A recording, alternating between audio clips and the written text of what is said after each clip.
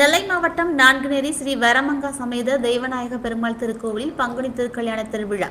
திரளான பக்தர்கள் தரிசனம்.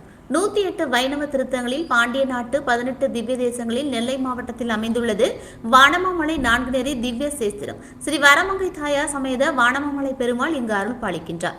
மூலவர் சுயம்புவாக தோன்றியவர். இத்தலம் நம்மாழ்வாரால் 11 பாடல்கள் பாடப்பெற்றது.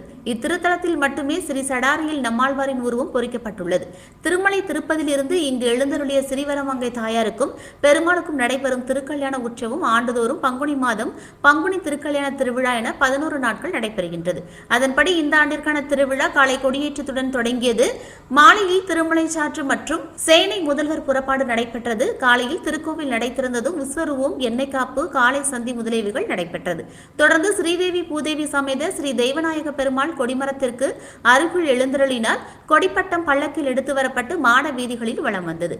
கொடிமரம் முன்னால் கும்ப பூஜைகள் நடைபெற்று ஸ்ரீமத் பரமஹம்சஜேத்யாதி மதுரகவி ஸ்ரீ வானமாமலை ராமானுஜ ஜீய சுவாமிகள் அனுக்கிரகத்துடன் கொடியேற்றம் நடைபெற்றது.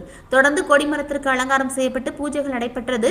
இரவில் சின்ன கருட வாகனத்தில் சுவாமி புறப்பாடு நடைபெறுகிறது.